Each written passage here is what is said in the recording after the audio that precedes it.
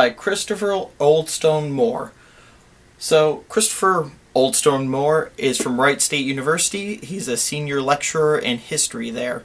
And it's kind of funny, on the back of this book, it has him shaved and unshaved in the book.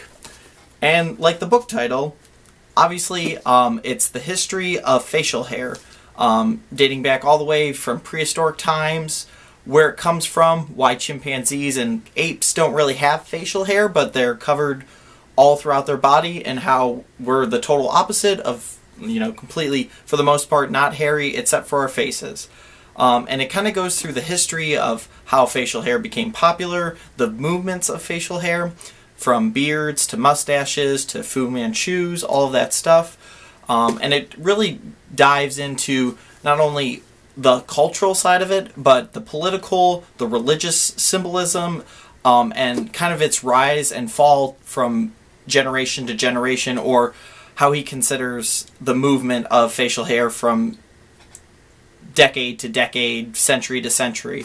And it talks about all kinds of different leaders, different characters. I mean, people who rock the beard, like Lincoln, or any of the transcendentalists, like Thoreau, and people like that, to people who are shaven, like Napoleon Bonaparte and other leaders. It also talks about religious characters or people, like Jesus Christ, how he was shaven in some instances and fully bearded in other instances. And it really talks about the symbolism of facial hair, the meaning behind it, and what it means for each culture. Really suggest reading it. I checked it out because, one, I'm a big fan of history, and two, I have facial hair. Used to have a full beard. I'm growing it back. Kind of shaved it, and I'm going to grow it back again. I will tell you more about that in my next vlog. But yeah, the book, as I've said, is Of Beards and Men, The Revealing History of Facial Hair. Definitely an awesome book if you're into anything in general, if you like facial hair, mustaches, beards, or if you don't like it and want to read why it's popular or why it's not popular, and when it was popular during different eras of time, definitely check it out.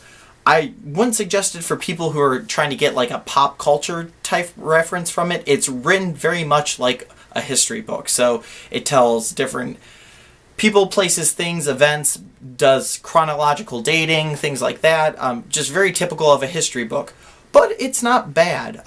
It's very interesting. You learn a lot about facial hair. And obviously, like I said, the symbolism and the meaning behind it over years of time and of different movements. I'm giving this book a 3 out of 5 just because it's not technically like a great story read. It's very much a history book, like I said. But it's very enjoyable. And if you have a beard or you rock facial hair or support facial hair, you should probably pick it up and check it out. Like I said, it was a good read, and I highly suggest it if you're into history and facial hair. So the book, again, Of Beards and Men, The Revealing History of Facial Hair by Christopher Oldstone Moore. Let me know what you think. If you've read it before, please, I'd like to hear what your input is and what you think of it. Also give me a heads up on how I'm doing on my reviews and stuff like that. I would love to connect with you. I have a lot more coming up. I've read a lot of books, started a new job, and been very busy, but I'm going to be doing another vlog soon to kind of update you all on my whereabouts and to-dos and everything like that. And as always, I will have more reviews and more things coming up. Until next time, I'm Sean, and I will see you all later.